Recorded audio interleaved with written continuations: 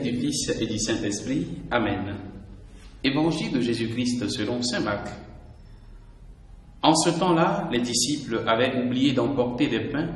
Ils n'avaient qu'un seul pain avec eux dans la barque. Or, Jésus leur faisait cette recommandation. Attention, prenez garde au levain des pharisiens et au levain d'Hérode. Mais ils discutaient entre eux sur ce manque de pain. Jésus s'en rend compte et leur dit: Pourquoi discutez-vous sur ce manque de pain? Vous ne saisissez pas? Vous ne comprenez pas encore? Vous avez le cœur endurci? Vous avez des yeux et vous ne voyez pas? Vous avez des oreilles et vous n'entendez pas? Vous ne vous rappelez pas, quand j'ai rompu les 5 pains pour 5000 personnes, combien avez-vous ramassé de paniers pleins de morceaux? Ils lui répondirent: 12.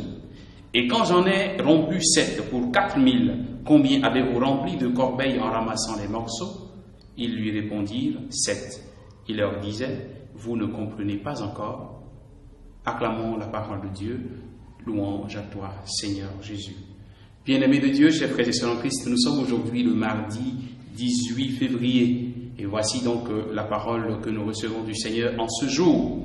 Nous voyons comment les disciples de Jésus sont totalement hors sujet. Ils sont hors sujet aujourd'hui, pendant que Jésus s'évertuait donc à leur montrer, à leur expliquer la parole de Dieu et particulièrement à les mettre en garde contre les dangers qui peuvent courir. Il dit: faites attention contre le levain des pharisiens, faites attention à ce qu'ils vous enseignent, faites attention à leur manière de vivre, à leur mode d'existence et tout qui peut vous influencer. Faites attention à ce que Hérode le roi propose comme style de gouvernance et tout. Faites attention à tout cela. Et pendant que Jésus essaie donc de les cadrer, de les préserver du danger, eux, leur attention était totalement tournée vers la question du repas. Bien-aimés de Dieu, chers frères et sœurs en Christ, cette attitude des disciples nous arrive très souvent.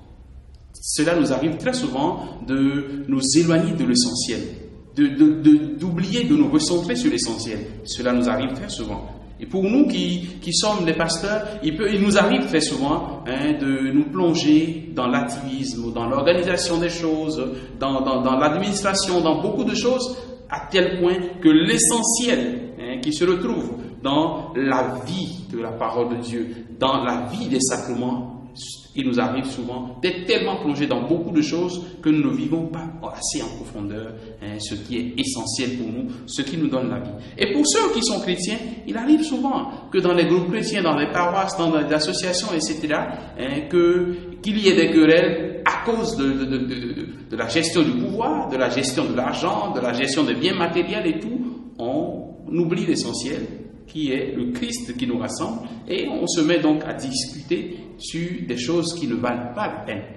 Cela nous arrive très souvent, de nous détourner de l'essentiel. Aujourd'hui donc Jésus vient nous dire: attention, ce que je suis en train de vous dire là, c'est très important. Ne vous détournez pas, ne vous trompez pas de cible, parce que cela nous arrive très souvent.